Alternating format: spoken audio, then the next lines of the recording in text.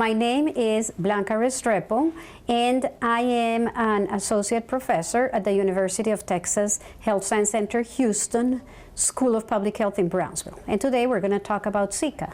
So what is Zika? Zika is a virus that is a very microscopic microorganism, and it is transmitted from person to person through the bite of certain types of mosquitoes. If I get infected with Zika, what type of symptoms am I going to have? Actually, most of the people infected with Zika have absolutely no symptoms, but in a proportion, they're going to have the classical symptoms of a viral infection. That is fever, chills, joint pain, red eyes, and just malaise, just feeling really tired. And so as you can see, those are very non-specific symptoms. So what should I do if I think I may have Zika? Well, you should definitely consult your physician, and then make sure you tell your physician where you have been traveling. Right now, in the lower Rio Grande Valley in South Texas or Northeast Mexico, we have no reported cases of Zika. But if you're coming from places where Zika has been reported, that is very important information for your physician. If your physician considers that you may have Zika, they may recommend some blood tests.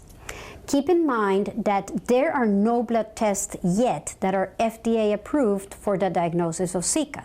However, there are some tests available that can provide some guidance to your doctor.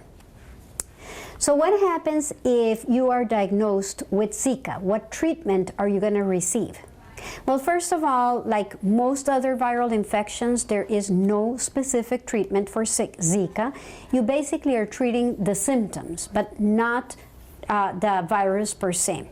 So you need to get plenty of rest, drink lots of water so that you are hydrated, and just control your fever, but make sure you don't take anti-inflammatory medications that will diminish your coagulation. In other words, that facilitate bleeding. Why? Because Zika symptoms are very similar to symptoms caused by another virus transmitted by mosquitoes, which is dengue. And one of the big complications of dengue is when you start bleeding. So you want to check with your physician what type of medication you're going to take to reduce the fever.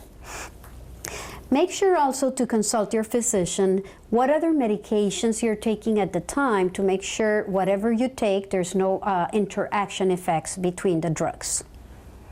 If you have Zika, you also want to make sure you are away from mosquitoes. You don't want to be bitten by mosquitoes because you want to prevent the transmission of the Zika that you're infected with to another person. So make sure you do that. What are our local authorities doing to prevent Zika in our community?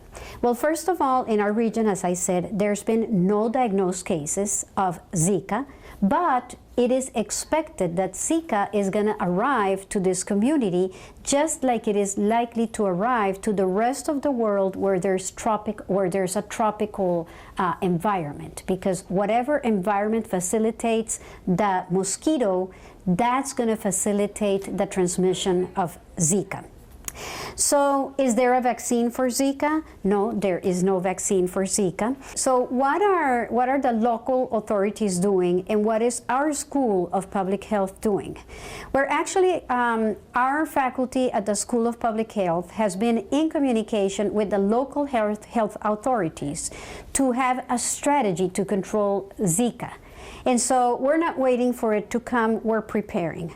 There are basically three strategies. The first one is the cities are spraying with insecticides to reduce the burden of mosquitoes. Second, we're helping, for example, with the collection of mosquitoes throughout the cities. What are the parts of the city? So we're doing a mapping of the city. What are the parts of our cities that have most mosquitoes? Because that's where we should put emphasis on the control of the Zika if it were to arrive. And third, we are helping with identifying the mosquitoes that are being trapped, because there's trapping of mosquitoes. What are the species of mosquitoes, and are they carrying the virus for the Zika? What can we do? We can certainly try to avoid the spread of mosquitoes by avoiding having stagnant water in our houses. For example, a water that has been stagnant for even 3 days can already be propagating the spread of mosquitoes. So we want to avoid doing that. If we're going to go to an area where there is the Zika virus has been reported, then we also want to avoid being bitten by the mosquito. To do that, you want to make sure you wear long pants, long sleeve shirts, use an insect repellent, avoid going outside in the areas of the morning or the late afternoon, which are when the mosquitoes are more actively biting. So we can do a lot of things to diminish the spread of the Zika.